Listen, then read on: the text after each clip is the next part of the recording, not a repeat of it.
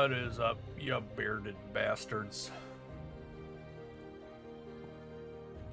Boom. Oh, we still have our Prime Day list on there. Whoops.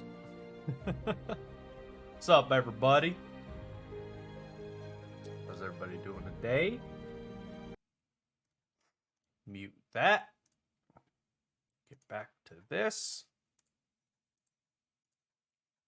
There we go. What up, Cheese? What up, Anton?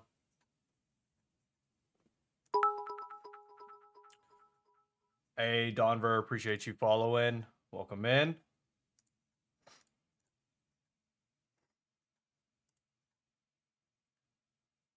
Alrighty.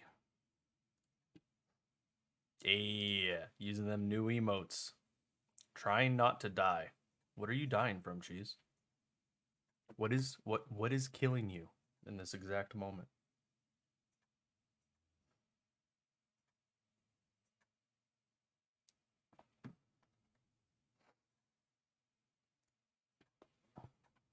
Don't die, Cheese.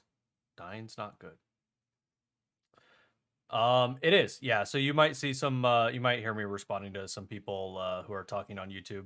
But yeah, I have the chat up on the screen, so you guys are able to see everything that's being said. You just might not see it in Twitch. Exclamation point YT. Actually, I was told that that was not working correctly. Let me double check that link over in Nightbot. Commands, custom, or exclamation point YouTube rather. Let me, it looks like it's the right link, but let me go ahead and just change it real fast, just in case. Oh, I see what the problem was. I'll just do this. There we go. Now, exclamation point YouTube should work correctly.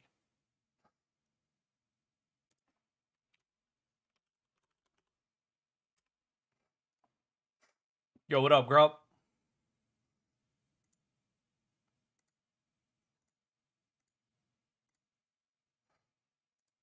Boom, ba-dum, boom, ba-dum. All right, we're up and running. Oh man. All right. So I wanted to appreciate the sub over there, Donver. Welcome into the Bearded Bastards over on YouTube. Appreciate you coming in, man. Subscribed.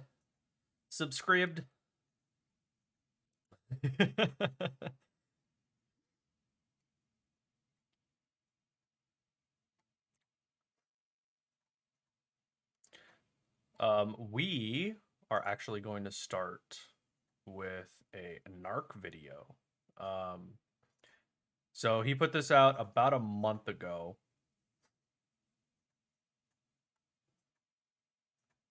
Actually almost 2 months ago now.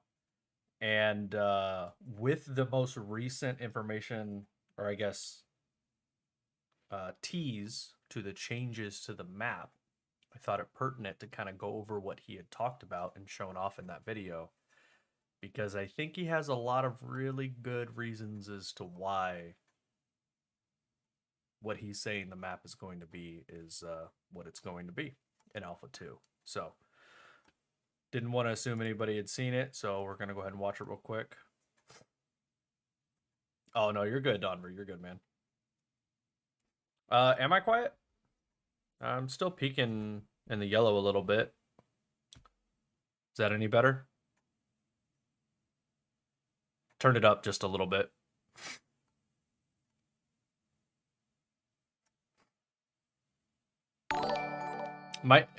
Yeah, it might just be you, Grump. I haven't really changed anything over here. Hey, Cheese. Thanks for the sub, man.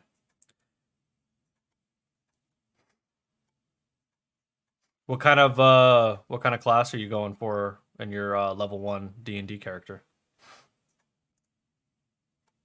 All right, let's get this narc video started, and then we'll get into seeing what the very intelligent and no way smooth brain people of the community are talking about. Creation systems. right into an ad.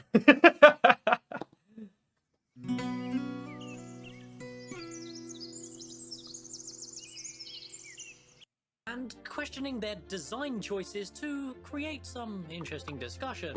Now, although I am enjoying it, and this trend will continue, with the live stream creeping up and Steven releasing some cheeky little leaks and hype for what's to come, I thought we'd get back to the copium again by connecting some dots. Yes, that's right, speculation to overhype a game that looking at the Warlock doesn't stuff. even exist. I haven't done Although much pretend D&D. it does, right? We follow a scam MMO religiously. But I was just curious what kind of We've class got you were looking at. nothing else going on in our lives. So, grab yourself a Coca-Cola because Alpha 2 is going to be a big one, and not only in terms of mechanics, progression, and systems, but also in landmass. And landmass is our topic of discussion today because through my desperation to convince myself this product is tangible, only in bed though, not in public, started only in to bed. Speak to me, they started to make sense, and I've all but been convinced that this is the truth, and I will do my best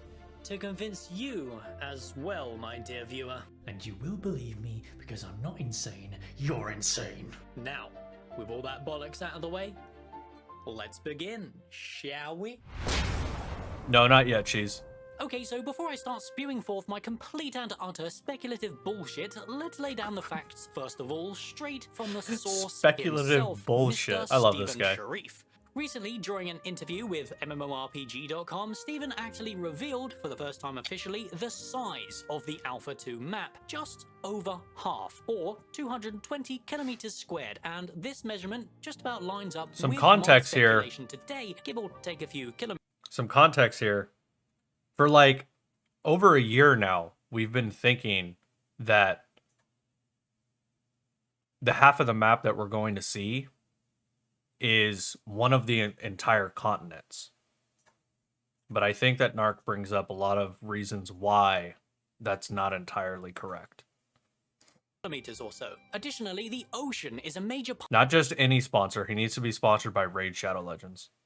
part of the Alpha 2, as well as they've recently teased during the live streams the progress they've made towards not only various tiers of boats, including vessels, frigates, and galleons, but also a huge world boss dedicated to the ocean as well. On top of this, the nodes are also an important feature, as nodes are both tied heavily to the 8 races available in Alpha 2's launch, and also the general architecture of the world, including interesting points of interest for certain quest hubs and unique buildings that nodes can upgrade through their progression. Unfortunately, during the live streams, we've seen almost no progress being made towards any of the node or building development, and it's quite hard to say why at this stage, but I would speculate it's simply because the buildings that are featured in the monthly packs are tied to unique quest hubs that the team are not willing to reveal to us just yet. It spoils the discovery of the world, you see, something they are very passionate about, and this is also a subject we'll be touching on later in the video, as it's also extremely important to me. Finally, the seasons and climate mechanics were also teased during last month's live stream, as these are also going to be a major feature as well, and I get the feeling we'll be seeing a little more of this tech very, very soon.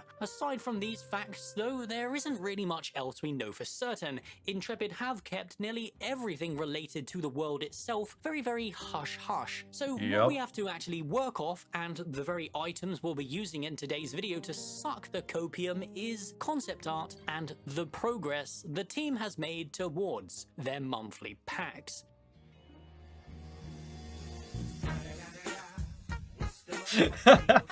However, as explained in the last Only video, $250. for anyone Shit, who that's still half what we continues to paid. ignore literal facts, everything in the monthly cosmetic packs are not cosmetics. These are in-game assets that will populate the world in the form of ambient and hostile creatures, armor sets, and of course, NPC factions that dominate certain zone-specific areas to give them a sense of progression and meaning. So this means we can actually use the not-so-generic assets they've shown off over the years to actually pinpoint where Intrepid are working actively towards Alpha 2. So with that said, please get out your copium inhalers and take a deep breath. And let's jump into the deep end, shall we? I will begin this segment here by asking you a question, my dear viewer. I'm A question listening, that Narc. plagues me every time I lay in my bed at night. Why would Intrepid be picking and choosing specific cosmetic packs to work on instead of just going down the list in order? Why do we see assets To annoy being the shown shit out from of us the even further. 2020 April pack, this one here for example, but then they skip 3 months worth of assets and begin Jeez. working on the 2020 October pack instead? Fuck it, they put Logic would he put dictate if the redacted over context of Jeff these Bard. packs didn't really have any significant immediate meaning, the team could simply just work on things down the list in order to give us, the consumer, actually buying these packs a clear understanding of when we'll see our particular pack being shown. However, that is not the case. You still It see seems Thomas Intrepid pick the assets out almost tank at engine though. random to show us, and there's no rhythm or rhyme to their process at all. One month they're showing us a cute naked mushroom butt, but then the next month they're showing off a firefox. This has plagued me since I began following this project 18 months ago. I thought maybe the Alpha 1 would shine some light on this. However, almost Double none redacted, of the pack feels bad, assets man. they showed prior to Alpha 1 were actually used as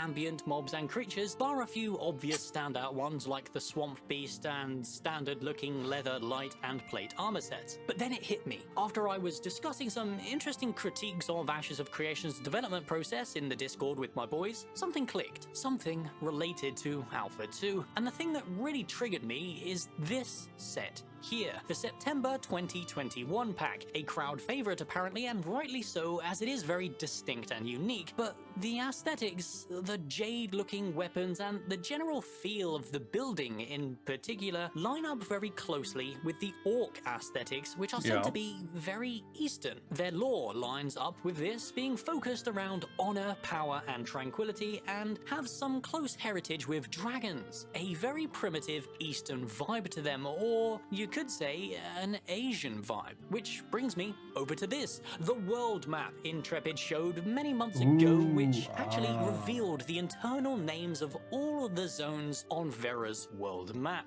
Take a look down here in the corner and boom, yes, that's right, a zone labeled Asian, a zone that aesthetics would likely fit the same kind of feel that this faction is trying to set. Interesting. So, why would Intrepid be working on this particular pack if they weren't intending to use it for Alpha 2? Does that mean good point, this Narc. zone is actually planning to be Explain one of the further. zones for us to play during Alpha 2? Very interesting indeed, and one that I can back up even further. You see, originally, I speculated that we'd actually only be playing the Western continent because A lot of most the people zones they did. showed in Alpha 1 That was the line up assumption. with the zones on the Western continent. The Badlands line up quite closely with what I showed during the Savannah showcase. The Tropics and Jungle line up with my Jungle showcase video, and they also showed off the desert very briefly during a previous video here. Lastly, the Volcano was shown in concept very recently as well, with the Riverlands. The only point of any of this that I disagree with was that was necessarily the desert, because that looked very similar to an area that we played in Alpha 1. And so if that area was intended to be the desert, there was way too much greenery going on for it to be the desert. So we haven't seen the desert in game and only be referenced on that video, but it literally looked like one of the places that we actually played in A1. It just had a lot more green tied to it. So they either took the old desert biome that they showed in the video and added green to it and called it something else, or they just used similar environment features. So I hope we don't see too much overlap there. And those mountains were kind of like too big and not rocky enough for like desert mountains. Like desert mountains and regular mountains look very different.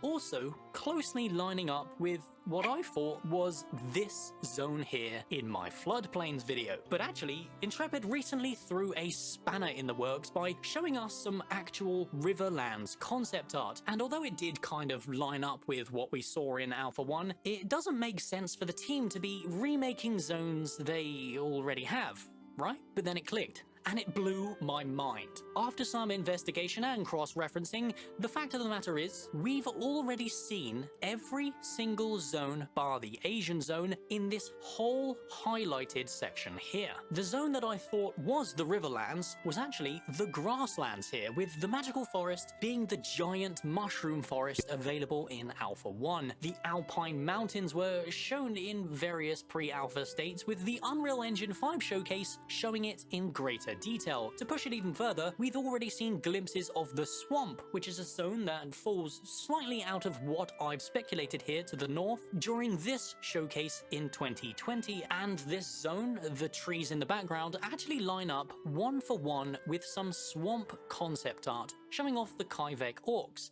Additionally, to back up my swamp argument even further, these assets, very briefly shown in a showcase many years ago, line up almost one for one again with this October 2020 pack armor. It's almost like these very witchy looking creatures and buildings belong in this zone here, so why would Intrepid be working on this stuff if it wasn't being utilized in-game for Alpha 2? Using this, we can pretty much pinpoint the exact zones Intrepid are focusing on for Alpha 2. The desert, although we've not seen any in-game locations, it's another great example as they've shown off many desert-looking assets over the months. The armor sets, some in-game obtainable mounts, and even a world boss that would fit the desert environment perfectly. But we can take it even further by saying these Death Knight looking humanoids would suit a dungeon deep in the icy glacier. These monstrous looking bark warriors would suit the ancient forest perfectly as an enemy or allied faction, and even the jellyfish they've shown would fit one for one as the giant jellyfish monsters that dot the oceans in Arcade, which leads us nicely onto the ocean itself. Because my original This was the biggest only point the in Western all of it continent, that I made did the kind of most sense. scratch my head as to Everything where else the is just ocean supporting comes into argument. play, This as it is the doesn't primary really make point. much sense for us to have boats and cargo and naval content if we're not actually moving from one continent to the other. Well, with the new theory, it makes perfect sense because we have plenty of ways to utilize ships and even a large enough body of water to spawn a giant Leviathan world boss, and I cannot express how excited I am for that. It genuinely does tickle my ballsack for what the Alpha 2 will offer, because it genuinely does seem like the team are planning to offer a lot more than what we were originally expecting. I think the next biome Intrepid tease in concept will pretty much confirm my theory, and if it's any of the biomes highlighted on this map, you guys gotta promise me you'll subscribe to the channel and acknowledge me as the next Messiah. Looking for royalty-free music? Discover Epidemic Sound. Get the safest. So to end this copium-filled fever dream, let's actually contrast this with some snap back to reality. Although yes, having a world size like this drop for the Alpha 2 is very exciting and definitely fuels the much needed hype that Alpha 2 will need to wash away the ashes of creation is the star citizens of MMOs meme. Unless Intrepid are genuinely keeping all these zones hidden behind closed doors to keep the sense of discovery intact, it also probably means Alpha 2 is much further away than we expect. I always predicted Alpha 2 is not coming this year. I don't care what anyone says. Considering everything we've yet to see, there's no... Keep in mind, that prediction was before combat update. It was before like information that we've gotten recently. Narc actually just put out a video today saying that he thinks it might be closer than we were initially thinking. So I still think probably Q4, so either late this year or beginning of next year. But yeah, it'll be interesting. Kind of like December to February timeframe.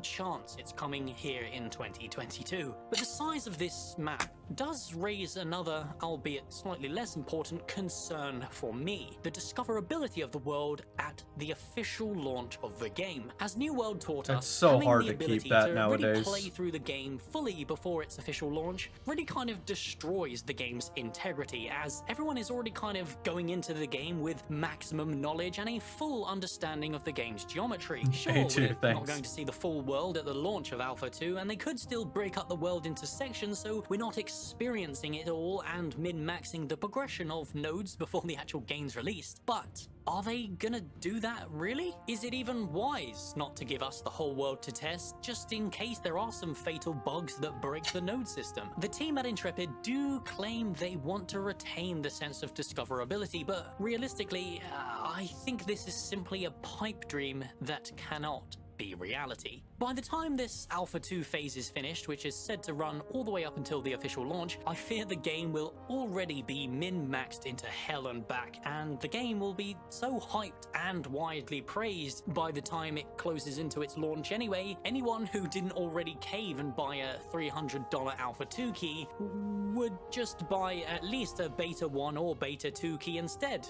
just to see what the hype is all about. Because of this, I think the majority of people, if not everyone, through live streams and YouTube videos, will already have the discoverability ruined. However, to end the video, I will bring your attention to this video here that I made recently, going over the ways that Ashes of Creation are actually planning to tackle this exact problem. Nearly, if not all, of Ashes of Creation's progression, systems, and mechanics are player-driven and dynamic, meaning you simply cannot create guides to solve any of this stuff. I highlight the ways that people could possibly do it, but guides don't even exist for Guild Wars 2's open world because of the dynamic nature of it. But as usual, I am just one nerd desperate for a good MMO, and my opinions mean nothing without yours in the comments below. And hey, we did kind of go off of the deep end there, but I've been shitting on Ashes of Creation so much lately,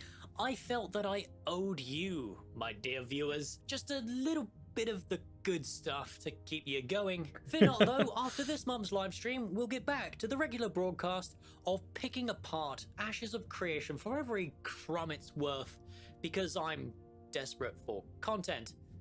But Nock, your speculation is pointless. Steven said it's about half, so it will be exactly that. And to that I say, listen kid. Steven also said boats and the ocean would be ready for Alpha 1, so if you think what Steven says is set in stone, then This is true. You're high on copium.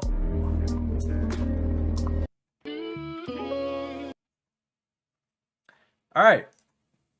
So that leads us into kind of seeing what people are talking about in relation to the world map. But I kind of wanted to use that kind of because I'll probably reference that a little bit as we're going through here, and then if anybody else references it as we're reading through this, then we'll know where they're coming from with it. But I mean, my take on the video is it seems very logical that might be the direction that Intrepid is going. It allows us to, and again, the primary reason is it allows us to test the open water mechanics. So not just sailing a ship, but all of the bosses and you know, the Kraken world boss and different stuff like that. And that also allows us to test the trade routes over water, because if it was just one continent, players might still do water caravans just to see what's up with it. But I feel like you get a lot more testing if it's kind of forced upon the player. And I think that layout where we kind of have the bottom half of each continent as opposed to just one continent kind of forces our hand to do water caravans a little bit more and kind of see how all of that goes. So I think we'll get a lot better testing on the naval aspect of the game if we go that way.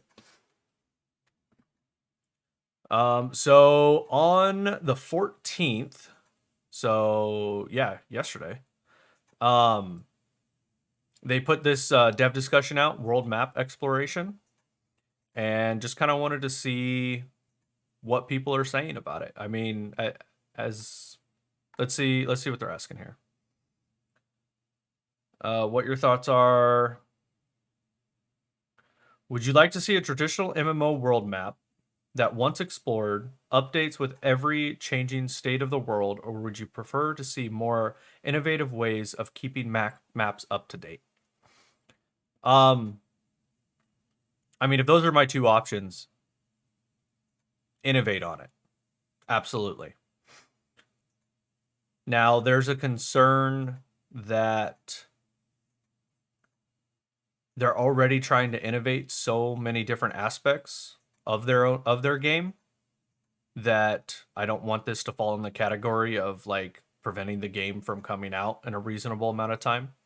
I don't think it necessarily would. It seems like world map type stuff shouldn't be something that it, really takes that much longer, can kind of be worked on over the course of development.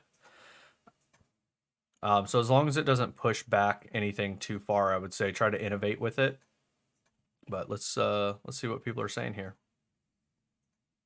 So Azir or Azire, because I both hate and love certain aspects of both. Quite dynamic enough to update it in a way that will physically matter to the map's appearance, other than adding metros.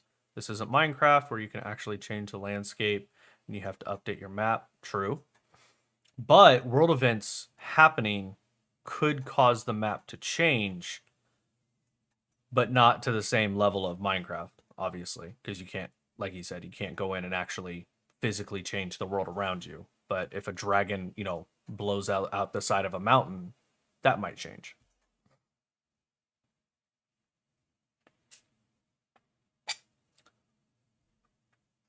Having players be able to make markers on their map, then sell the marked maps is, in my opinion, of how this can be done best. All right, so one thing I want to say here with all of this stuff, I absolutely love that idea, and that's cartography. I absolutely love the idea of cartography, especially within Ashes. The problem is that the internet exists. And what I mean by that is within a week, even though servers are going to map out differently based on what nodes get progressed and all this different stuff, server specific maps will exist on a website like AoCmap.com, and it will be updated as frequently as stuff happens in the game. There will be people who do that. It is the internet. People are ridiculous. It will be tracked. It will be updated. Now, if it is so ridiculously dynamic, then maybe it won't be updated. But that also means that something has to be limited in time. So if let's say a kind of a secret area of the map, you discover the secret area of the map. Enough people will eventually find it. But if that secret area of the map is only open for like 3 days, then maybe that's something that could be done in cartography and you're able to sell those maps. But if it's something that lasts for a week or more, I feel like it would just be updated to that AoCmap.com thing. I would say do a more classic map, keep events showing the local area only, and be able to see node progression from the map. You can make it show only nodes you have explored. Absolutely. And I think from a baseline for maps, regardless of what direction they go, your map needs to start out blank, essentially. And then as you discover stuff, then it's unlocked as you discover it, right? I think that's just kind of a gimme. Like that's something that needs to be done. I don't think we should have access to the entire map right off the rip. We need to actually go out and discover. But even in that aspect, like people are going to be able to see the map. Like we already know what the map looks like. We're going to be able to know locations. Hey, go down to the, if we spawn in the top right spawn point, but we're running down all the way to the bottom right or something like that, which we would just use the other spawn point. But just as an example, we would know that we just need to run due south, right? We know where we're going, kind of a thing, even if we don't have it unlocked on the map. But just from a baseline, if you haven't been there, then it shouldn't appear on your map. I mean, even WoW does that. If I find a boss and I mark the location. Oh yeah, sorry, streamer brain. Finishing out that thought. Because the internet is a thing, unfortunately, I don't feel like cartography is going to be something that can be implemented unless it is time-sensitive events or locations or stuff going on at that location, rare resources, different stuff like that. So unless they implement like a time restriction to it, cartography will be useless. within like 2 weeks of the majority of the server getting to max level. If I find a boss and I mark the location of that boss and a few other things in the sub area, I want to be able to copy, trade, sell that map with the markings to people. The problem is again, like that the internet.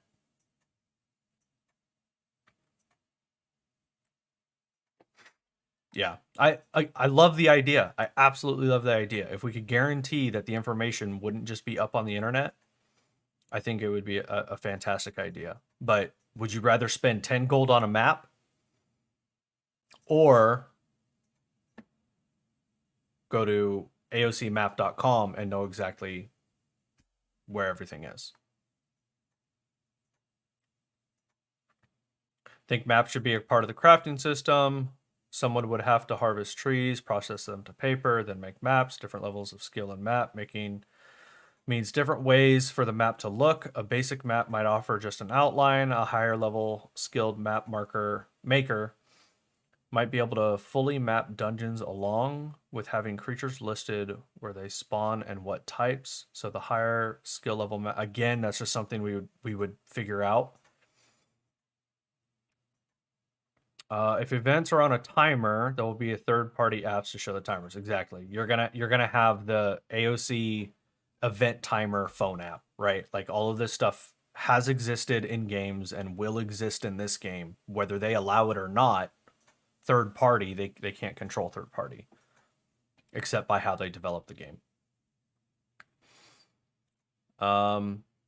This helps a higher skill level map maker might be able to fully map dungeons along with having creatures listed where they spawn and what type. So the higher skill level maps would sell well to other players. And this also helps create more player versus player interaction, as the best map makers will be a mix between dungeon explorers and crafting. So while a normal crafter might go all out and never really do combat, relying on others to find rare loot, map crafting might be less severe in terms of required skill points, so that even a normal adventurer can max out both their killing and map making. At least in my mind, I am sure there would need some sort of balance. Super simple overworld map you can buy from NPCs. You fill out yourself, basic as you play. Okay, but again, okay, so even that idea then kind of contradicts the primary idea. If you can fill it out yourself, like, yes, maybe early on you buy a map to kind of get the information that you need, but as you get the information yourself, again, cartographers become useless over time. And anything that's in crafting cannot become useless over time, because we see that in World of Warcraft. Somebody might start out as a tailorer and have a lot of fun like going through the process of tailoring, but then once you get to max level, besides like what, bags, which at this point in retail WoW is basically just handed to you, the entire craft becomes useless, because it's good for a little bit, but then it's just non-existent in the end game. And so when crafting falls off in the end game, I would rather them just not even have it in there, or make it in a way to where it has more viability in the end game. Because most people in WoW are jewel crafting, alchemy, or engineers. And they're only engineers for the jump. Like one very specific thing. I would actually say the majority of crafters are probably jewel crafting and alchemy. If they have, that gives you the most utility as an individual, and the most utility for making gold. Fog of War, but maps created by the map maker, cartographers would be highly sought after, and every guild would have that one guy who is the map making king. We don't need professions that have zero value at endgame. Exactly. Well, and that's the thing with Ashes, is they're creating a crafting system because all of the best gear is going to come from crafting. They're creating a crafting system that has nothing but viability in endgame. Like, Ashes' problem isn't making crafting good in endgame.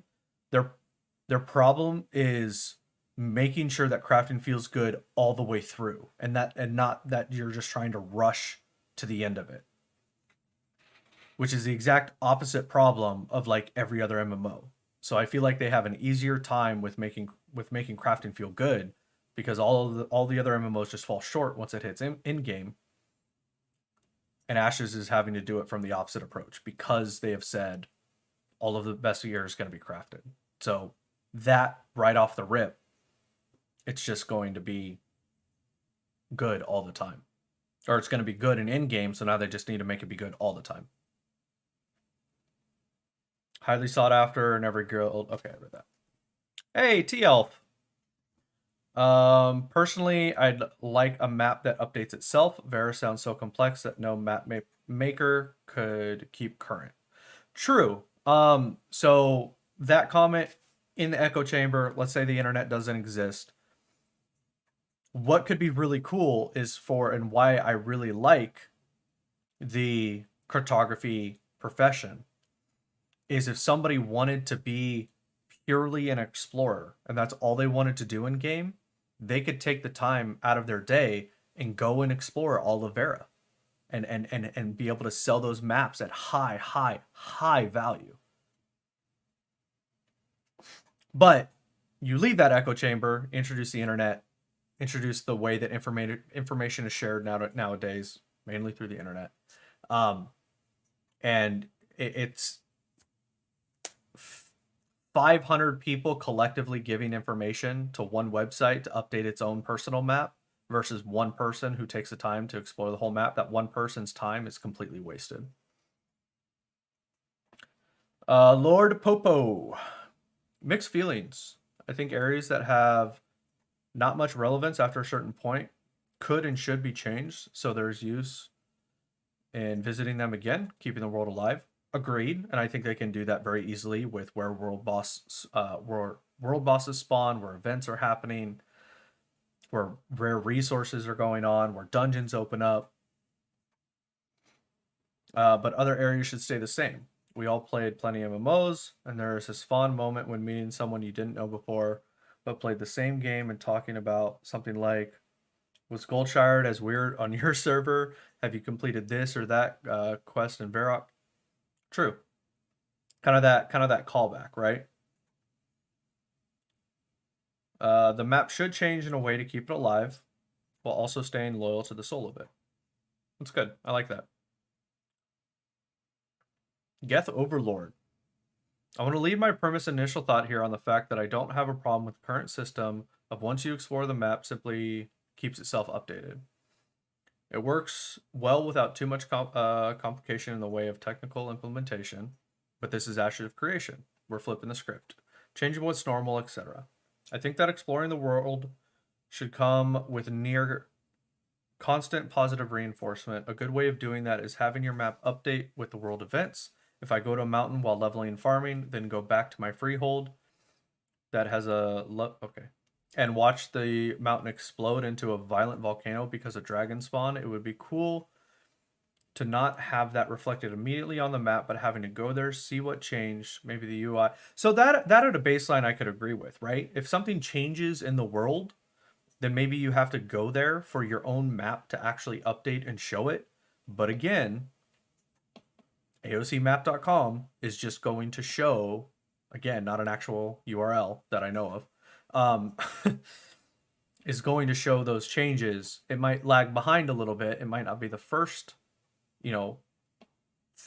first point of information that you hear about the change, but it will eventually have it, thus making that kind of useless. Anybody who wants to be on the bleeding edge of an event or something like that happening is going to go there in game when they see that happen, or they get the notification game or whatever happens. They're going to go there and experience that. I could see an event popping and now you have to re-explore an area, but like what happens when you stop for a few weeks, now your map is fully unexplored. Well, and I think that goes back to what Popo was saying up here, right? Where it's like certain areas should change and certain areas shouldn't. And I think that's kind of a good middle ground there. I actually really like that approach there. Kind of keeping it in the middle. Hey, Golid's on here. See what Golid said in a second. Flipping the script, blah, blah, blah, blah, blah, blah, blah. Maybe the UI can be changed in a way that allows you to leaf back through old maps where you can toggle to see what a map looked like in winter or before an event. That's all RP stuff though. Like that's not actually adding to any kind of significant content within the game. It's cool from an RP aspect, but not from a content aspect. This kind of thing could be in the UI or included in the library for a node regardless. Well, and there's going to be kind of like the history trackers, right? Like there's going to be the content creators who are history trackers. And then they've also said that they want some kind of, you know, whether it be a library or some other type of building, tracking the progress of your server, kind of the server progress, the node progress, what has happened for kind of the big stuff. I feel like a dragon exploding out the side of a mountain would probably get annotated down in the library books or in the server history books. All right, Golid, what do you got?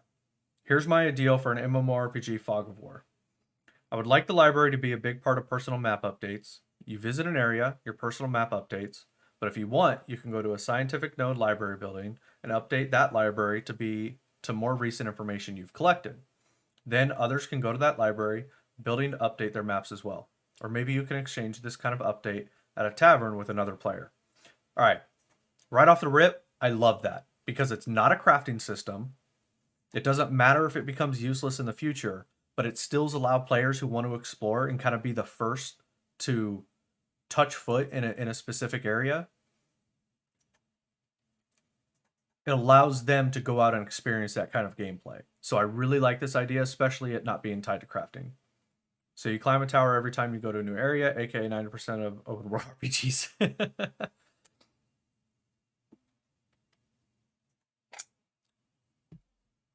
I'm just imagining like Assassin's Creed when you get to like the vantage points, then you like unlock that area of the map.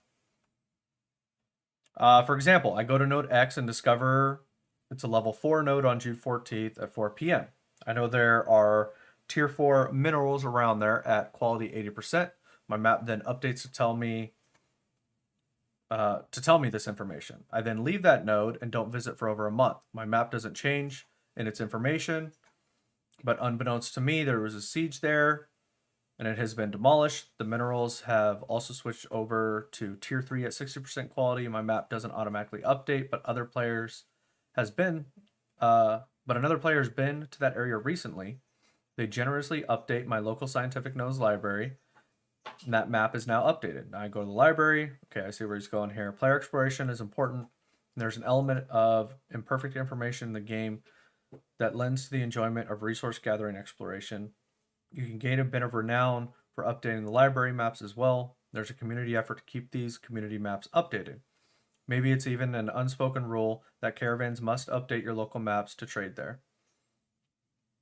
Yeah, I really like that. And again, the main thing is it's not tied to crafting because it allows explorers to enjoy that aspect of gameplay. I really like that. Good take, Golid. Good take.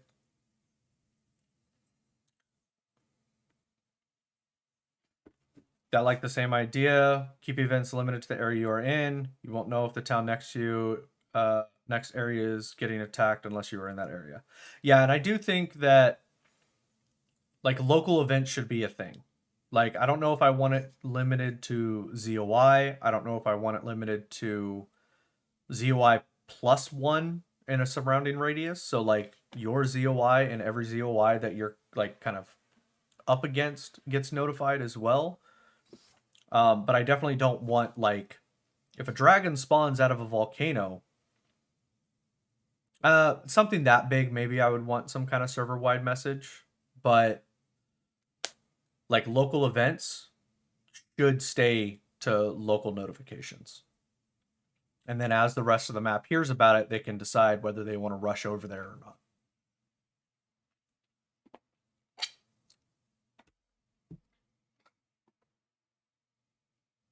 Yeah, you split it from local and world events. Yep. Well, the idea of some kind of cartography system like other, this is from Dankelberg. Other people have mentioned sounds interesting. I think having the obstacle like that would quickly lead to the development. Okay, yep. Exactly my problem with it. Third-party tools.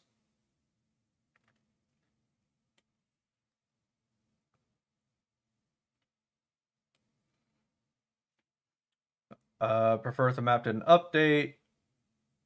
And you either need to re-explore or do something like buying a map to get it updated. Okay. Yes, please, yes, please, yes, please, make it a thing. An unexplored area that remains the same the entire time until some huge expansion kicks in is so boring. Make it dynamic, make it random, make it various, make it colorful. I think I know what they're going for there.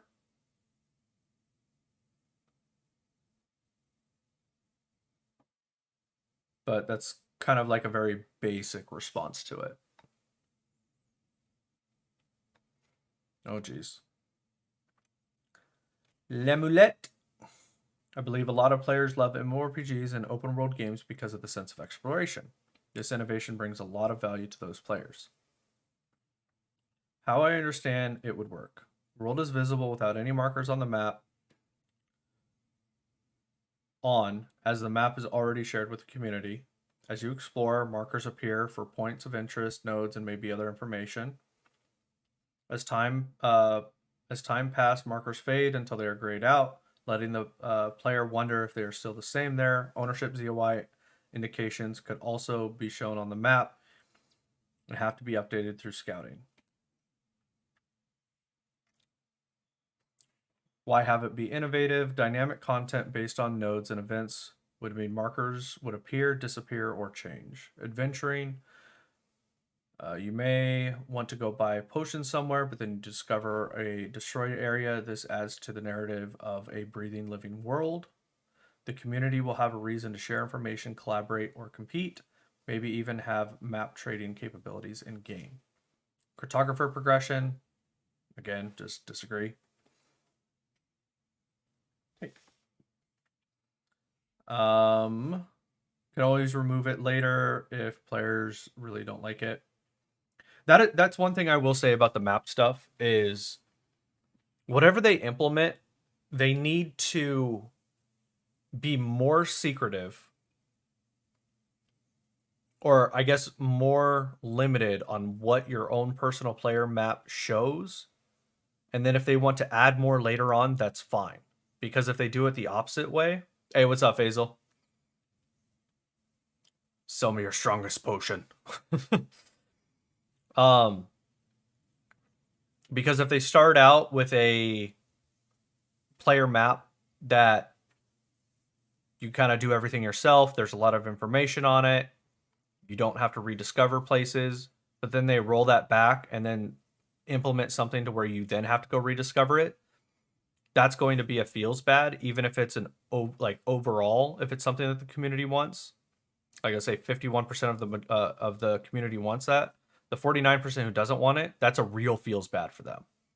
And so they need to go more ridiculous with the map early on and then peel away those systems if they're not landing well, as opposed to, hey, here's a really in-depth map right off the bat. Why have it traditional? Many will try to gamify this by having alternative characters placed everywhere. It might end up not being meaningful. Such a system is different and has never been tested. It might bring more harm to a majority of players compared to the gains for the explorer type of players. That's a fair point. More dev time. Yep, agreed. Really love exploration. I think Ashes of Creation node system and dynamic world is a unique chance to add a new, innovative way of doing world maps. Yeah.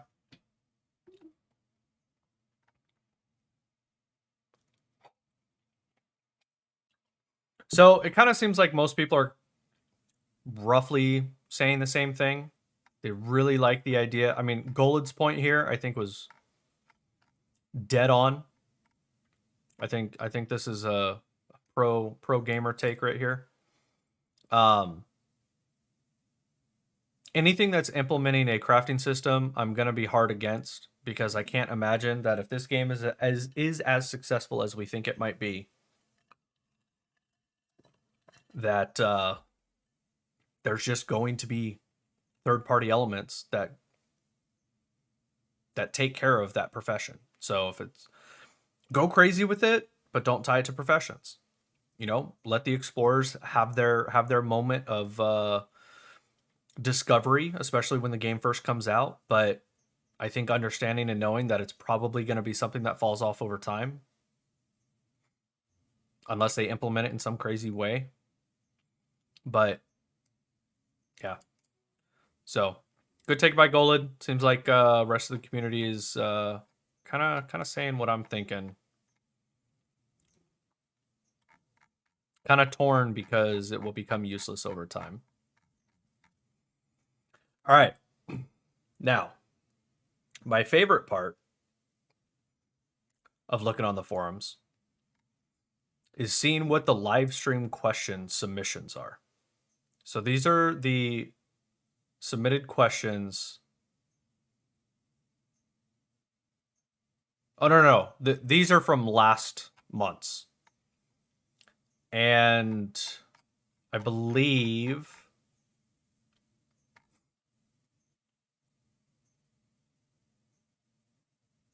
that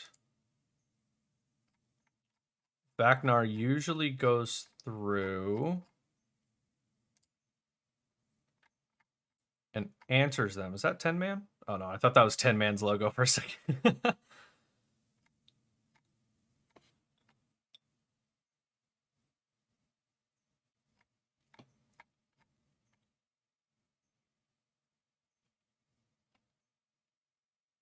All right.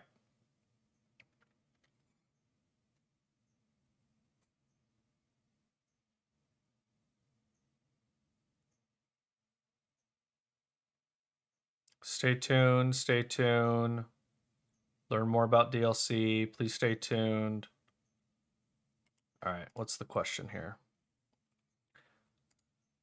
Kono. People were seriously impressed by the seasonal system in Ashes, but this has also generated more worry about how ambitious you guys at Intrepid are being. What is the team at Intrepid doing to avoid scope and feature creep? Good question. We hear this concern somewhat often, and you may see some of the long-time community members mention what I'm about to as well. Steven's vision for Ashes of Creation is very clear and defined. The scope of the project has not changed much at all since Intrepid Studio first announced the game. You can rest assured that scope creep has not and will not be an issue with this project.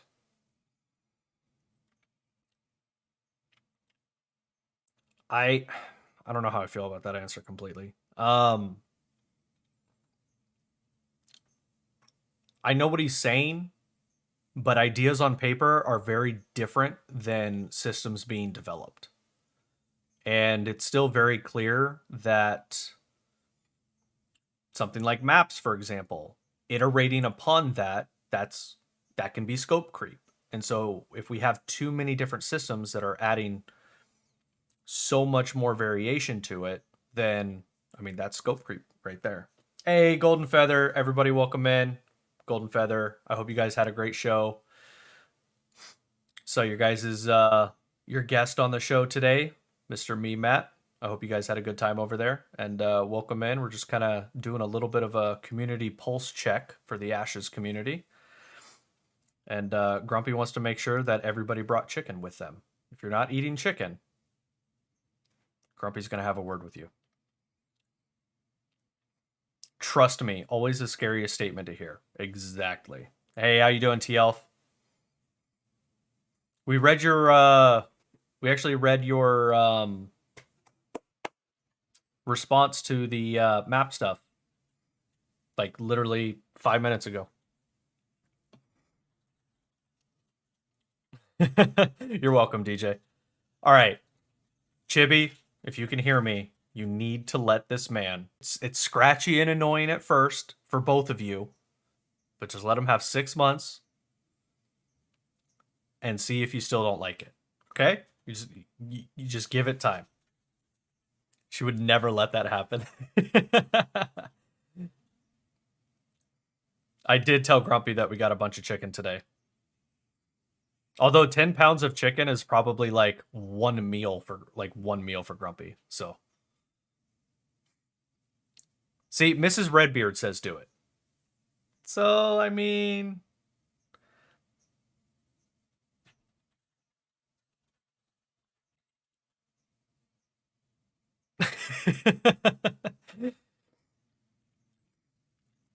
so I liked what you had said there, T Elf.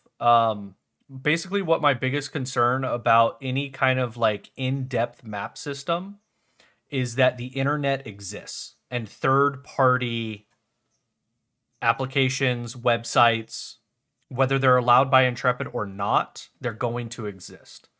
So I absolute. Oh no, Twitch is being a meanie. Go to the YouTube.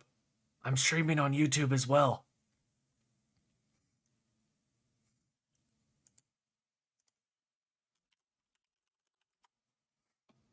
There you go.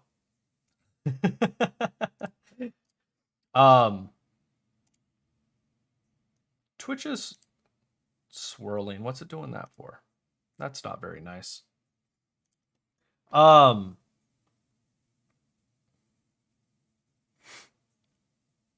But so me as a player, I love exploration. I love that, like, especially being like the first person to discover something. I think that aspect is really, really cool. But unfortunately, the way that information is shared nowadays and how quickly that information is accessible to everybody. I mean, you just have to look at something like New World Maps and like the website, and it tells you where everything is. Now, granted, Ashes is going for a little bit more of a dynamic world, but inevitably, unless there's some kind of limited time aspect to what you have discovered, it's going to be known by the majority at some point. Too much Redbeard for the camera to capture. Taking up too much bandwidth? No. I'd probably just stop streaming before that happens. YouTube it is. Yo, what's up, Vertec? Hey, welcome in, Toxicape 3000. Not just any Toxicape. The 3000th one. And but yeah, now we're just kind of going through some of the last live stream questions, and I almost said Vertec. Vacnar goes through and answers questions that people have asked. So just looking to see here. This is the typical response. This is the copy paste. Please stay tuned for more information. You can most certainly expect to see iconic creations coming out of Ashes of Creation. Really, players tend to be the ones who decide which ones become the fans' favorite. So we'll see which creatures of Vera capture all of our hearts the most. Okay. Dev Diary series back up. Oh, for those of you who don't know. For those of you who do not know.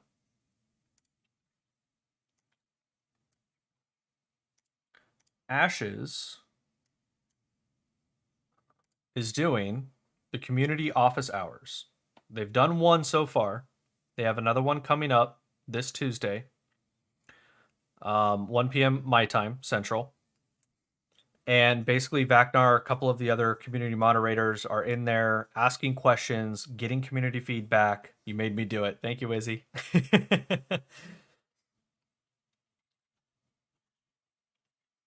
They were both kind of in and out for there for a minute. Yeah. I'm not seeing anything drop on my side, but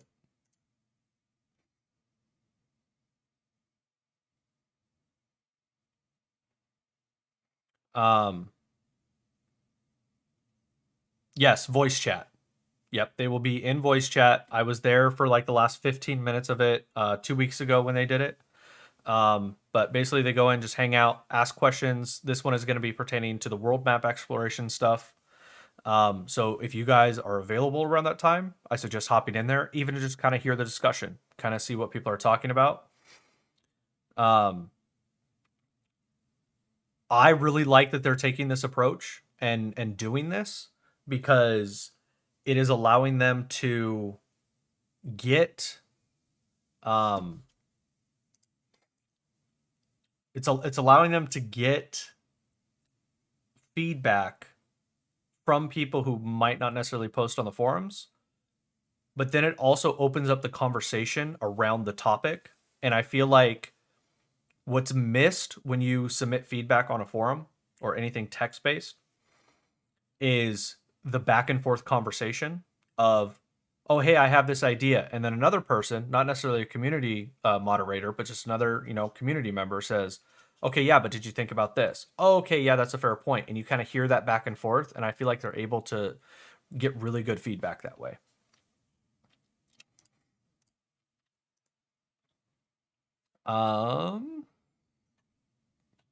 Do you stream on Sundays? I do stream on Sundays. Friday, Saturday, Sunday, and Monday, 7 p.m. Central.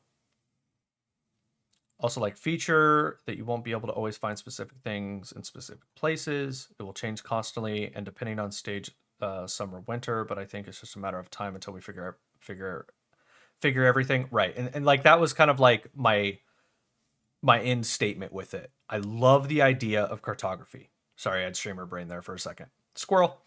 I love the idea of cartography, but exploration, even in Ashes of Creation, in my opinion, cannot be tied to crafting because that crafting skill would become useless over time. And any crafting artisan, whatever, that becomes useless over time does not continue to be something that people are actively doing. Not just like a niche of players, but like there's enough people actually participating in that. Then it just shouldn't be a crafting skill. So Goled had a really good response to it, basically saying, let the exploration aspect be there for the people who want to partake in that, but don't tie it to anything crafting wise. Basically have it be via the scientific node library system. You can go and update your map there, or you can share your map with another person. And I think that that's great because it promotes community engagement without it being tied to crafting. So even once the map is fully fleshed out, we know all of the information, we don't have a crafting skill that is essentially useless.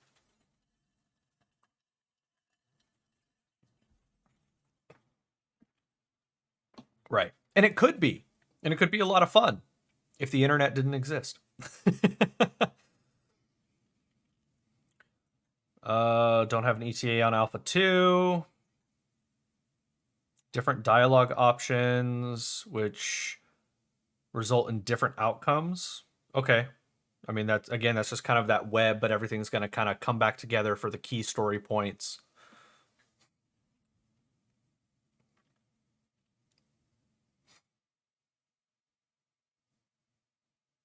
There may be different variations of wild animals in the world of Vera. For example, you may see different variations of bears depending on many factors such as seasons, biome, and more. Okay.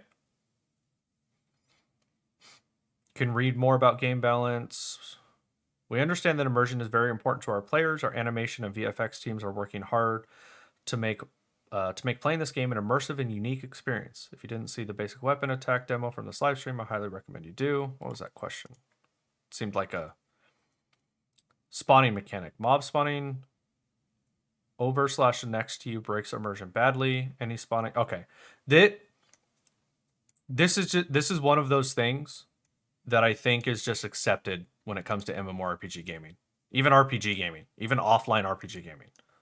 Like, I feel like this is one of those things where you're trying to stretch to be too realistic. Would it be cool? Absolutely. But I don't think it's necessary. Sending you a Discord message with a favor / question. All right.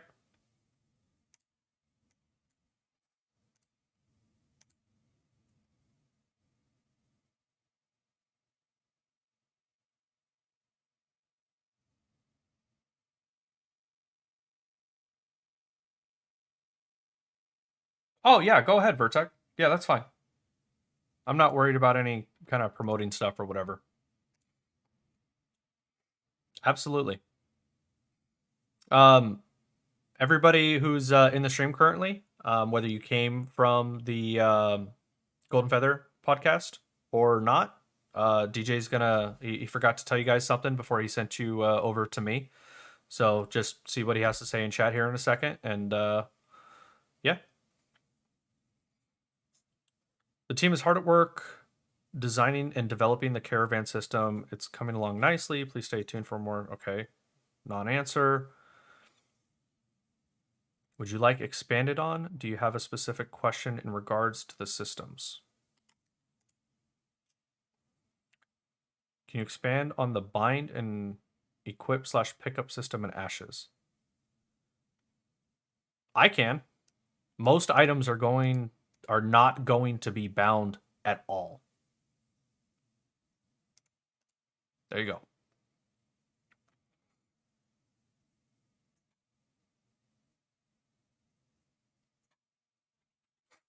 Some abilities may be tab / action specific. Depending on the ability or the way it is altered, you can read more on this here on the wiki.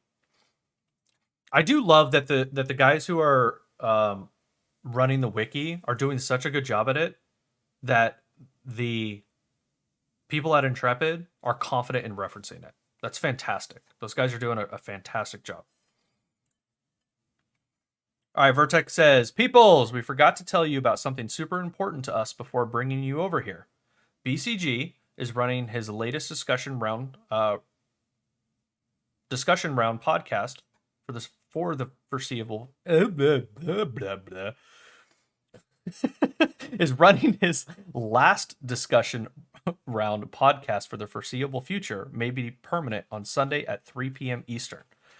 So if you guys are not already following BCG and what he is doing, make sure you try to catch him Sunday at 3 p.m. Eastern and see what he has to say. Looks like it might be the last one that he's going to be doing for a little while here. And if you want to talk more with Vertec and Chibi, they will be there as well. What are those Anchorman warm-ups? Save the children! There's a fire! Oh, hi, Nando. No, there's not a fire. You're okay, buddy. You're okay. There's no fire. Yes, you're okay. Oh, stop. That's my headset.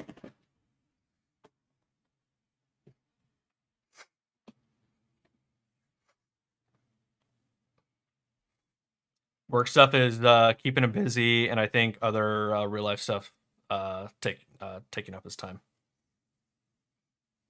Real life is important. We'd love to do spot testing before the release of Alpha 2. Stay tuned for more information. Okay. Maybe this is a hot take. Maybe it's like, yeah, no shit, Redbeard. I think that they've been testing the game on a fairly consistent level, but they've just been inviting specific guilds / communities in to do that testing. Not to mention the fact that their internal QA team is legit.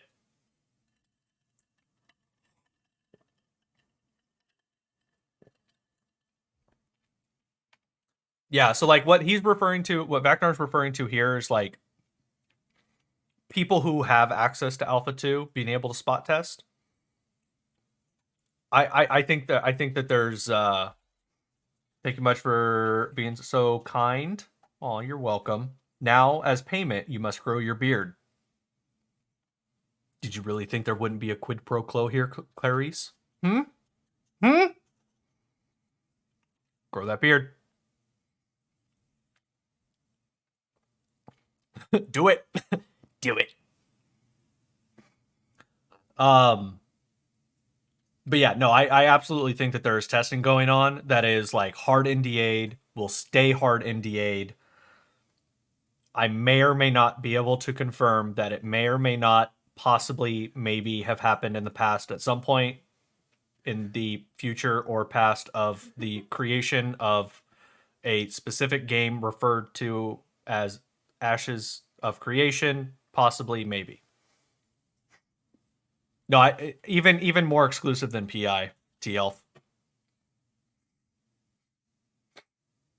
I would like to think that PI is getting into the game and testing. Possibly, yes. Golid, great take on the map stuff. We went over it. I don't know if you just got here, but I really liked your post. I agree 110%. while the rest of us patiently wait for our turns. Yeah. No, I think they probably even have like small groups of like 50 to 100 people from communities testing the game out.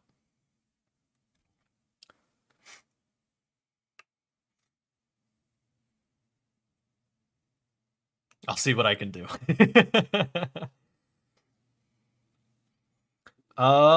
We do our best to set expectations for our project. Ashes of Creation is a very ambitious game, promising both new things to the genre as well as different interpretation of things that have existed. With that said, we hope that by being open with development, which, I mean, they're more open than most, but I feel like we can't call Ashes open development anymore. Open development would mean that I think we're seeing a lot more. And maybe that's just how I'm defining it. Stargate memes. Maybe that's just how I kind of personally define open development, but I feel like we left open development behind with Ashes a while ago. Opener than others development. I would agree with that. I would agree with that statement. If Steven came out and said that, I would be like, yes.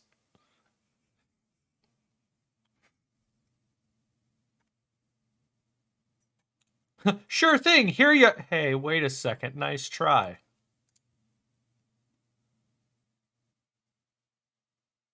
Could you send me a link and log in the current test client? Cheers.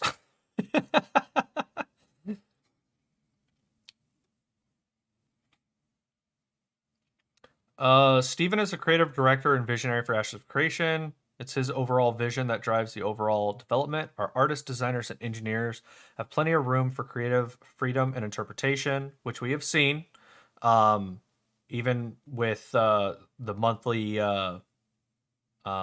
pack updates that we get every that change over every month. The cosmetics. Steven has a concrete overall vision for the game, which at different points throughout development, I will say I have felt as though we have maybe lost focus on that vision, but then they always do something to kind of bring it back around and say, yes, this is the vision. This is what we're going for. We're only iterating within our vision. So that's good. And the most recent combat update solidified that again for me. So it's nice that they kind of know that they need to reincorporate that, whether they're intentionally doing it or unintentionally, they're doing it. And I appreciate it personally. Keep reminding us that it's your vision, and when you are wanting feedback for stuff, kind of give us the parameters, because if you just say go crazy, then people are going to try to get you to change the game away from your vision. They have a lot they're not showing us, and it makes the FOMO in my brain go haywire. Can also change his mind about things, fortunately. True, absolutely. And he has done that, right? I'm assuming you're referring, when you say fortunately, I'm assuming you're referring to daily login rewards. Ready for a big Wizzy lore drop? Yeah, give us that grandma gravy, Wizzy. What do you got? Yeah, for example. When in the alpha stage of development, like we are, everything is subject to change. No updates at this time. Please stay tuned. Be plenty to explore as we encourage our community to do so. There will be... All right, let's see this one. They're talking about rare mounts and stuff. Will mounts have other discerning features if they are rare besides being able to fly or being the fastest, such as shiny Pokemon are a different color than usual? As a big Pokemon fan, I like that. Popomons! Gotta kill them all! One way this can also be achieved is by the animal husbandry system. Okay, so kind of a non-answer there, but also kind of confirming that there will be unique appearances, which I'm pretty sure we could have assumed. I think I am going to wait until launch to play Ashes. I decided I want it to feel like a brand new game to me. I'm going dark until launch. Okay, thanks, bye. Bye, Wizzy. We were going to have to carry you anyways, so it doesn't matter how much you know. Love you. Is Wizzy chatting to us from the YouTube universe? Yes, she is. Wizzy, no! Listen, Wizzy will say that. The Alpha 2 date will be announced. She'll poke back into Discord and say, I'm still not playing the game. There'll be 50 people in the Discord channel all playing the game, with half of them streaming in the Discord and the other half streaming. Shots fired. I only say it because it's something you have said. But she'll see all of the people playing Alpha 2, and then she'll load it up. Yeah, you guys made me do it. She'll blame us, but she'll play Alpha 2. It's an empty promise that we won't have to deal with Wizzy in Alpha 2. I mean, shit. I'm just kidding, Mom. All the progress that has been made overall. Steven is so enthusiastic and driven, and he loves showing off everything we can on the live streams. But he is tremendously proud of the team. What was that question? What part of the game's development thus far are you most proud of, and why? Okay. Kind of a waste of a live stream question. I get what you were going for there. You kind of want to see how they're doing. That's great. We need content. We need information. Do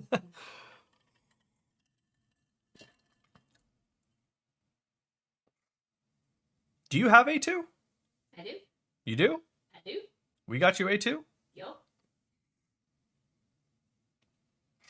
Stronger will than I. That's what I'm saying. I'm only making fun of Wizzy about it because there's no way in hell I can know about Ashes and be like, not for real, is a troll got a troll. Oh no, 100% trolling. 100% Wizzy's trolling. She's playing Alpha 2.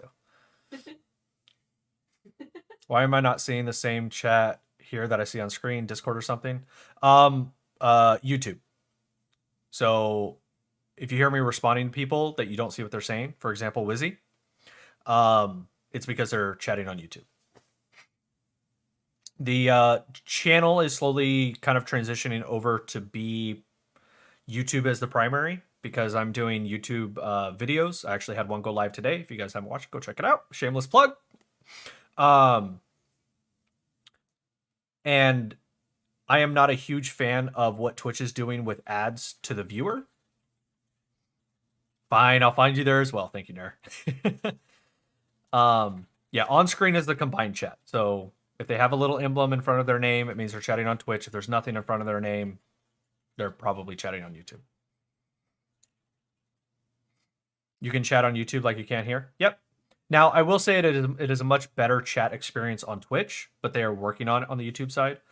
But I am not a fan of the direction that Twitch is going, both with how they are handling the monetization side for the creator and how they are throwing a shit ton of ads in your guys' face. So from that aspect, I don't want you guys, by virtue of trying to support me, supporting something that I personally wouldn't want to support myself. Like, I have to really like you for me to watch you on Twitch.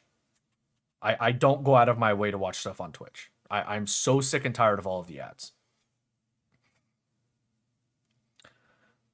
Rock, paper, scissors is the backbone to balancing.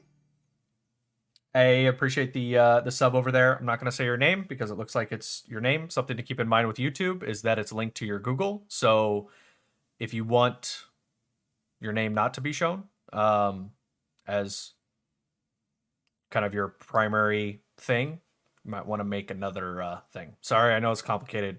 It's annoying, but person who just subscribed on YouTube, thank you very much. I don't like them either. Yeah. And it's just getting annoying because it disproportionately affects the creators that I would like to watch. And those are the smaller creators. Like, I don't go on and watch Asmon and whatnot. Like, kind of the smaller to mid-range creators. You not doing that then? Totally understand. That's totally fine, TL.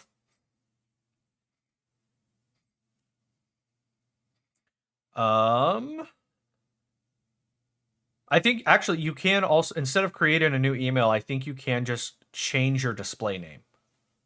That way it's not your like actual name. I don't see your email or anything like that.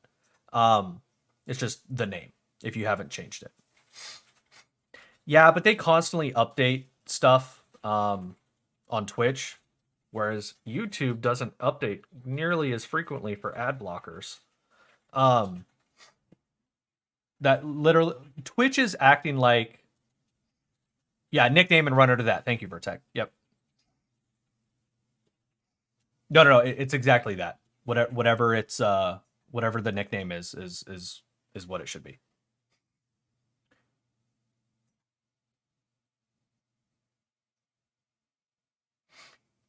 Rock, paper, scissors, the backbone to balancing.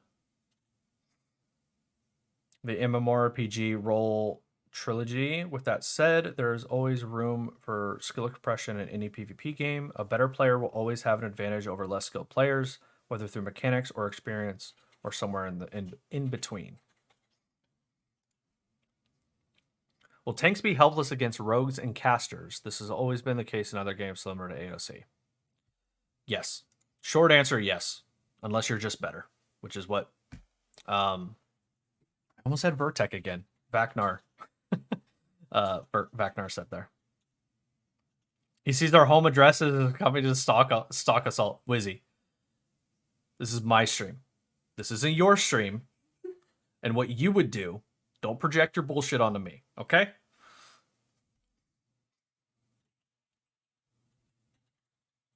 You've been bamboozling us, Mrs. Redbeard.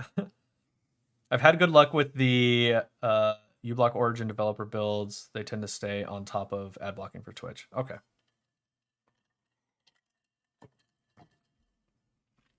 NPCs will likely not permanently and forever die when or if killed. Okay. Makes sense. This isn't a single player experience. Other people have to experience those NPCs as well. Family summoning. Those fighting in sieges are fighting for something and have something to lose. So it's less about kill for fun and more about saving your home or fighting for a new one.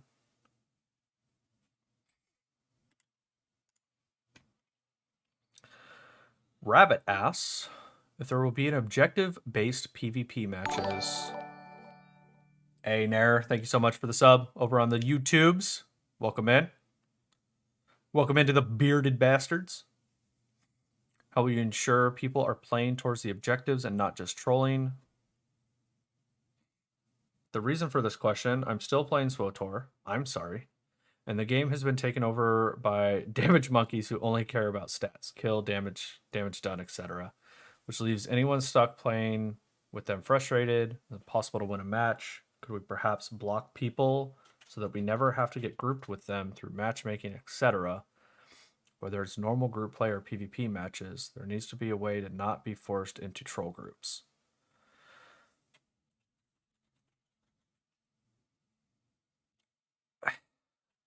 I mean, people might not like this response, but I think that's just part of it. Sorry. The internet has trolls. I get it. It sucks. I guarantee you those people who are wanting to like min-max the shit out of it, they don't want to deal with the casuals either. Like it goes both ways. But it's just the way it is. Hi, YouTube folks. No hype trains if YouTube. Yeah, I mean, I'm not switching over because of the monetary side of it. Like I stream because I enjoy it. I love talking with you guys. I'm a big talker, so I'm not like I'm going to demonetize my Twitch channel at some point because I don't want people to feel like they are. I'd rather people come over, sub, hang out, and just chill over on YouTube, than watch on Twitch. That chat be less than what's going on YouTube, and subbing over there.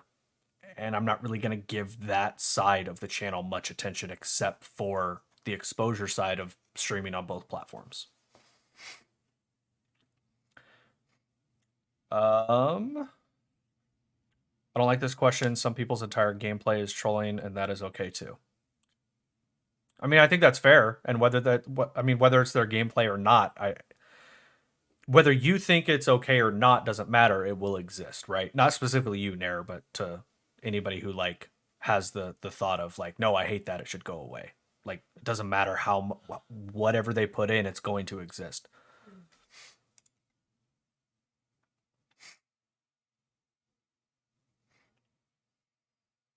Might be a hot take. Non-world PvP won't be esports. Just try to make it fun. Not very interested in non-world PvP in an MMO. I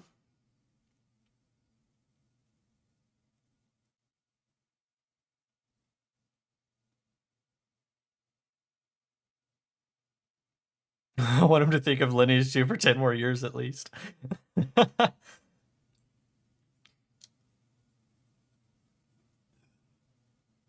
Yes, Cheese, but you're still going to have the people, which is why you need to have the system in place that hopefully is going to work out well, that prevents people from the ganking side of the open world PvP. Even though it won't be the esports side of it, there will still be people doing stupid stuff. So again, it's not about completely preventing people from doing stupid stuff. Trolls will always exist.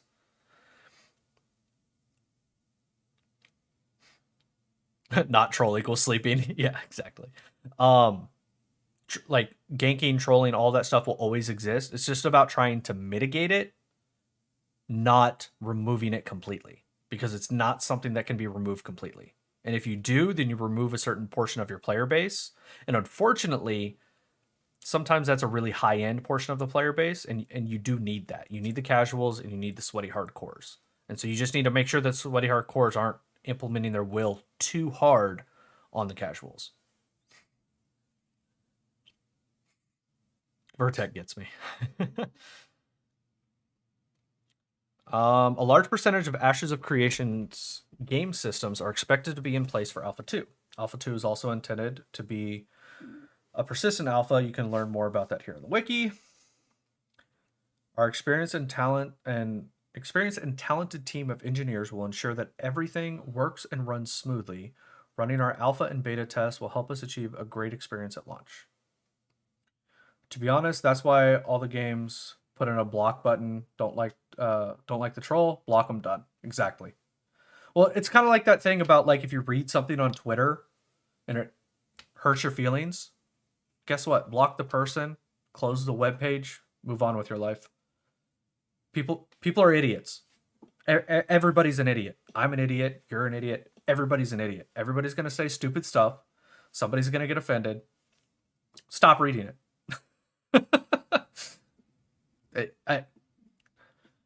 You don't like what you see? Look away.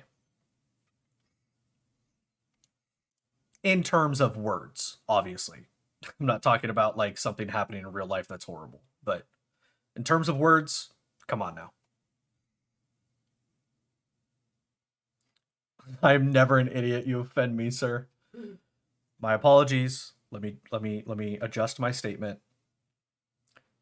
I'm an idiot. You're an idiot. Everybody's an idiot except for Ashes of Nair. He's special. And he needs this validation, or else he's going to go out and post a long tweet about how much of an asshole I am. You're welcome. Hey! It's like that Key and Peele skit where they're like, I just need to find it.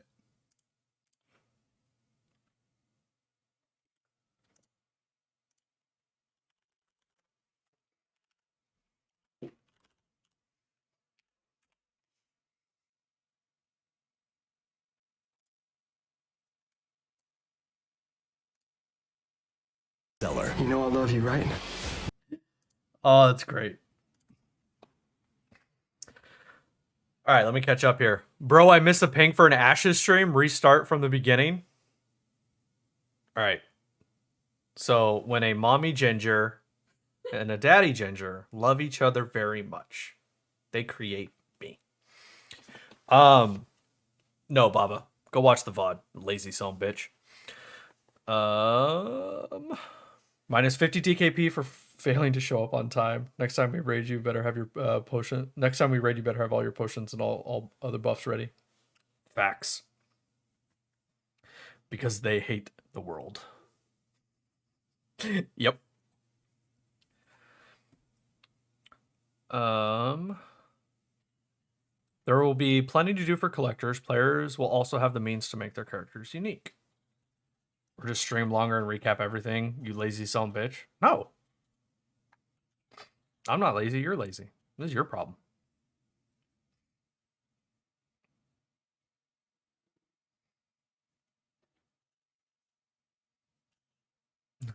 By introducing a much better model of human to achieve.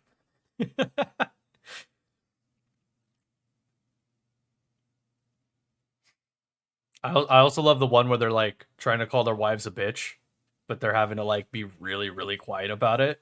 They like keep checking around the corner, making sure she can't, like they're not close enough for her to hear.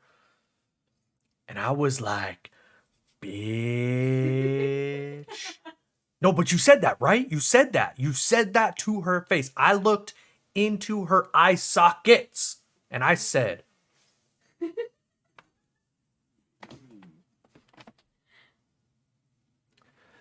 bitch.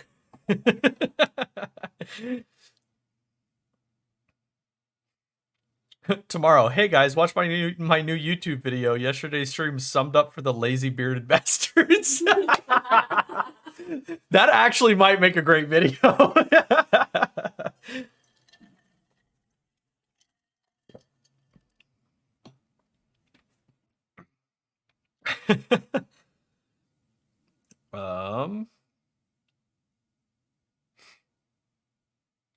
Wait, the questions are selected at random? I don't believe that. We've been getting better questions. Unless the community is just asking better questions, which isn't the case from a lot of these responses. I don't think that they're completely random. Maybe they're random and then they look over them. But yeah. And also, what's the chances of Golid being picked like 3 months in a row?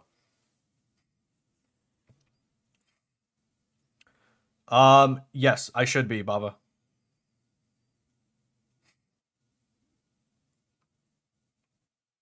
At random, my ass. The questions have gotten considerably better. I'll tell you the secret to getting your question answered. Platinum tier.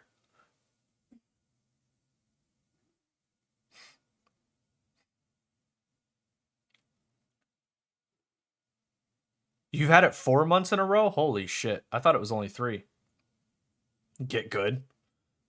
I'll tell you the secret, and then you just tell me that you've gotten it 4 times. How's that the secret? Get good? Oh, the secret is get good? Shit. I think the real secret is I actually have to ask a question. That's probably step 1. Pay to win much?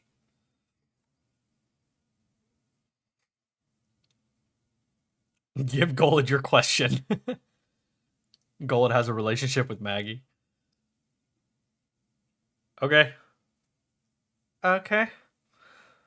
Alrighty. And then I wanted to check one more thing here. Do they have the... Is it announcements?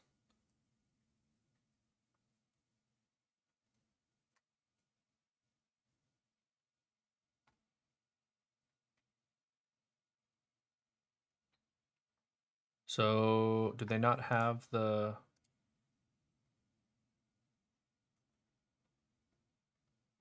Oh, okay, so they don't have the question thread up for next month's stream yet.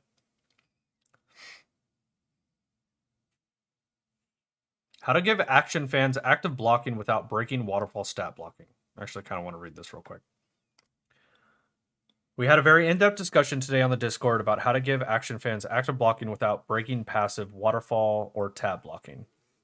Keep in mind this discussion is on shield use, not tanks using shields. Active blocking should give you a flat damage reduction on incoming damage. This damage would be based on the shield type, size, quality. So a small round shield might reduce 100 points of damage on every attack coming in, and the tower shield might reduce 500 of damage every attack coming in. There's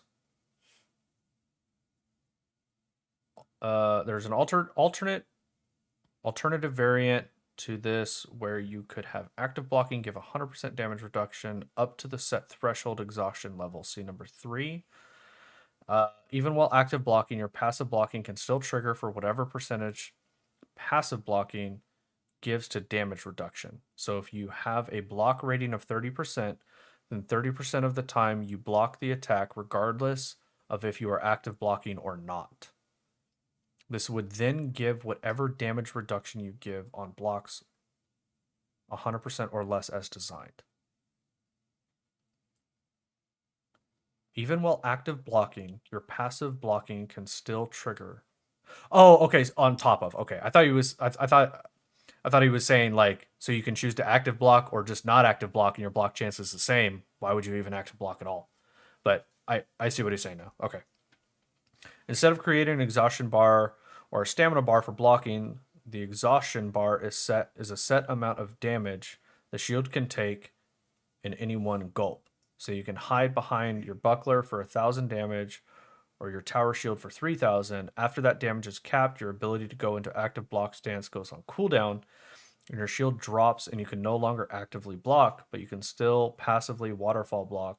Smaller shield recharge this HP pool faster than big shields. I actually kind of like that. I think that could be interesting. I would want to play test it, but I think that could be interesting.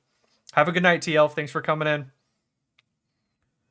The shield itself has a set amount of HP, can be in the hundreds of thousands of HP, but it has to be repaired. The more you block, the more HP damage the shield takes. So that's one thing that's kind of concerning to me, because I feel like that would feel bad. I know Jalon said not as a tank, that this example isn't coming specifically from a tank side. But that part would theoretically apply to tanks, and that would feel kind of bad, because that is your job. Your job is to block. Your job is to be in the front line. Your job is to take that damage.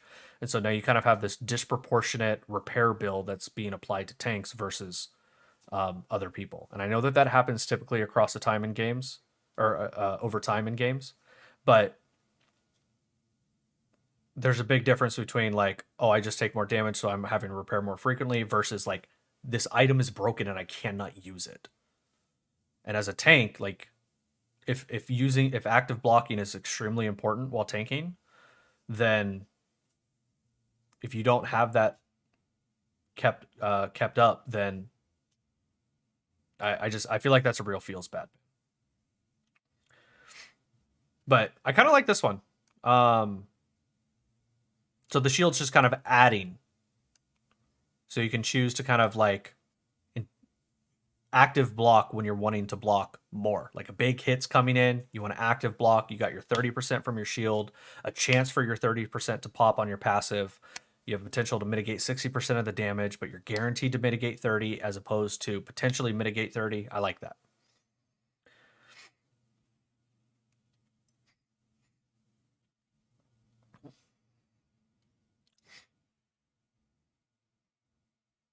Yeah, as long as it recharges. I like the recharge aspect. I'm not, if 4 is being applied to 3, I don't know if I like that combination, but I like 3 and I like 2. I never go to the forums on my PC, just my phone, so I never see signatures. So seeing everyone's signature banner makes me jealous. Need to get me one of those. Yeah, I need to get one too. Isn't that just a part of normal repair? As long as it's not too disproportionate.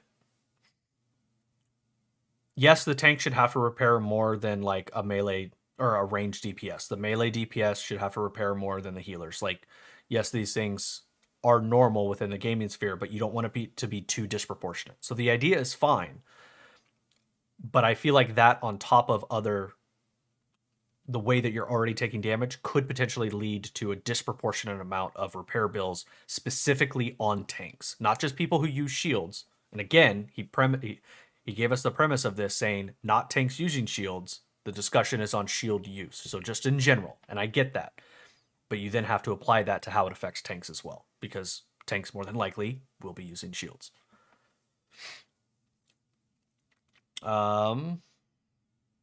Imagine having to repair a huge chunk of health on shields as well. As much as I hate my repair bills, it does make sense to repair gear. I just wish that other classes were balanced to need more money for doing their jobs as well, so the tank's cost isn't disproportionately higher. Right. Whether it's more income, like, you know, let's say if your primary class is a tank, you get 5% more gold than everybody else. So, 100 gold drops for one person, you get 105 to offset that.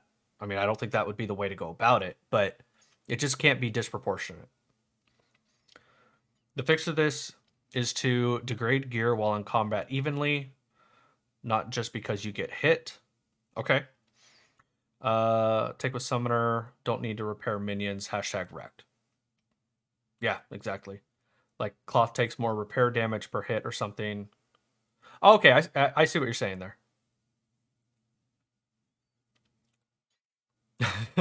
Yeah, just tank with the summoner. Easy. Easy. What else we got here? Mass reporting. I've said it before on Two Guys in a Bard. My take on mass reporting. They need to have a reporting feature in the game. They need to have certain thresholds that initiate a person to actually look at what the person is being reported for, not an automated system that automatically bans somebody after 100 reports. That is abused. That is proven to be abused in every single fucking game that has it. Do not put that in your game. What's wrong with news coverage? I don't know. What's wrong with news coverage? Yeah, I don't care. Like, I don't care if they put it at 50 reports within 30 minutes. Somebody at Intrepid, gets a desktop notification that says, "Hey, this person has been reported 50 times in the last 30 minutes." They then have to go in and manually see what's going on. That's fine. But if a computer is controlling who is being banned and who is not, it will be abused. Always has been, always will be.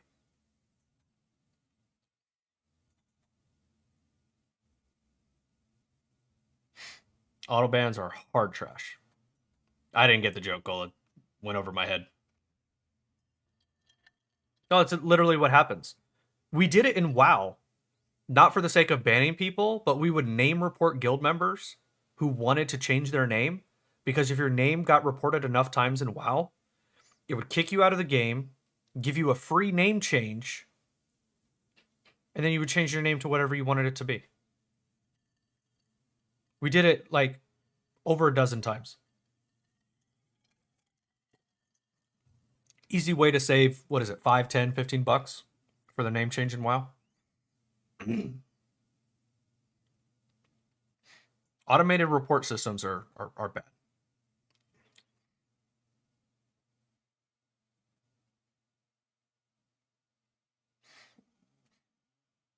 Anywho. All right, Vertec, I appreciate you stopping in, man. Thanks for the raid over, you guys. I appreciate you sending everybody over here my way. I hope you all have a good night and enjoy your food.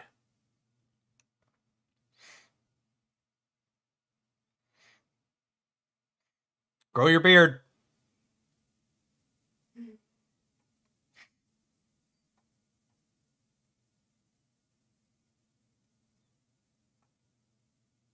I don't like action combat, and it could very potentially stop me from playing.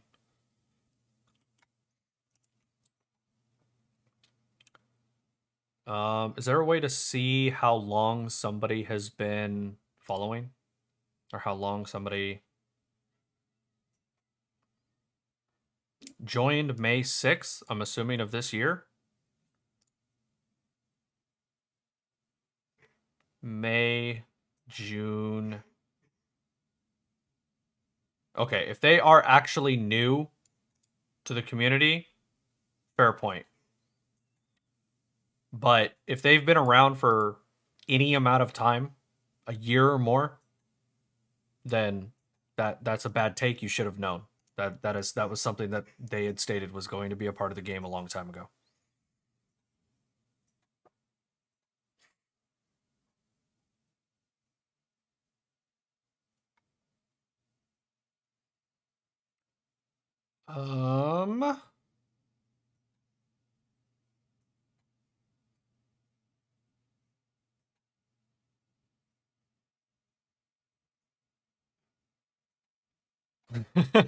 I like this question. It is fun to be a part of these crazy situations during testing. Will the game masters after release be all business, or could they flex some powers here and there to make interesting events happen apart from the game's questing and dungeon after release. Wait, what? GM should not and will not interfere with the game unless they need to do... Okay, I see your point. I think kind of what's being referred to here is the fun side of it. Calm down.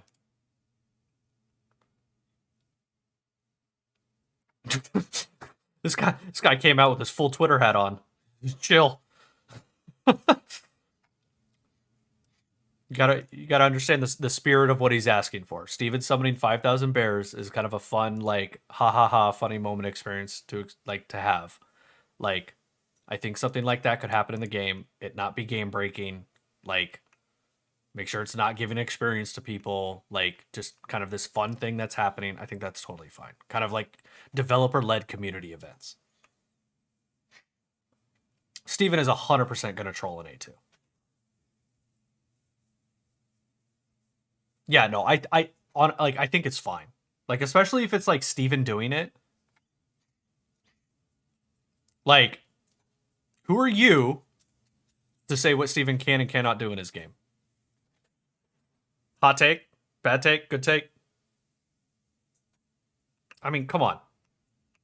It's ridiculous. If he wants to have fun and like troll some people, he's gonna. And it will be hilarious.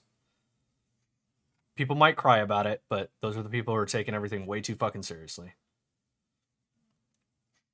Zombie plague event win. Yeah, absolutely, Grumpy. Yeah.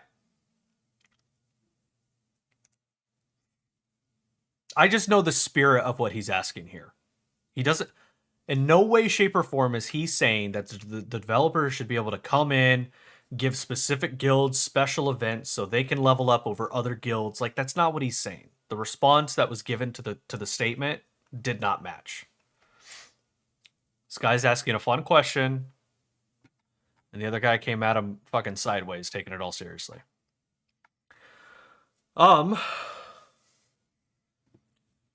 GM gives some Nuba sword back. They accidentally deleted. Community. Oh my god, GMs are out of control. Yeah.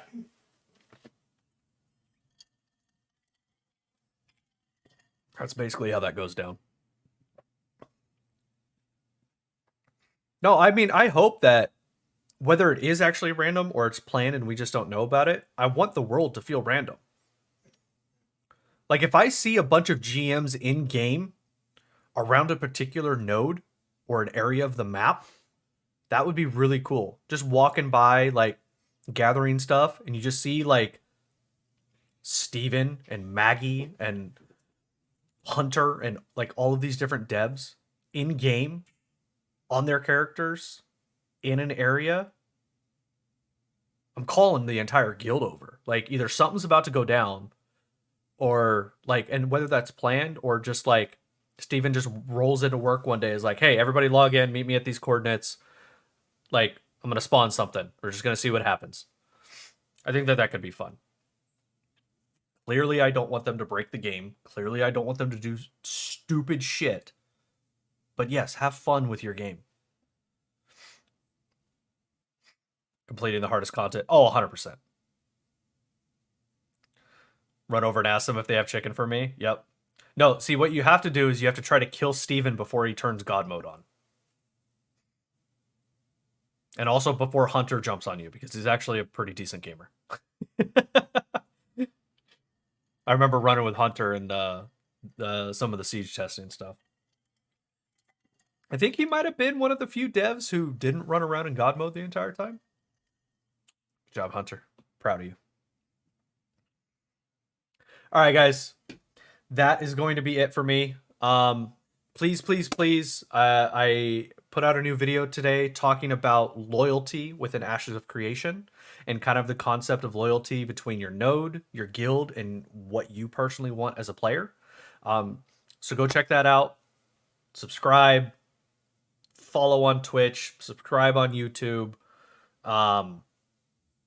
Watch the video. Like, comment, all that bullshit. I appreciate y'all hanging out, being here.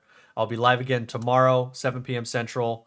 I don't do Ashes talks every stream. So for those of you, Baba, who only come in here for Ashes stuff, I will not be talking Ashes tomorrow. I appreciate you guys hanging out. Peace. I don't know what I'll be playing tomorrow. I mean, we still have the Pokemon Sword and Shield playthrough to get through, so I might jump back into that. And also, Mini Beard will be back tomorrow, so we'll probably open up some packs on stream. Someone ping me next time he streams Ashes. But yeah, no. Golden Feather people, thank you so much for the raid over. Everybody who came over, the new subscribers on the YouTube tonight, followers on Twitch, thank you guys so much. Love you all.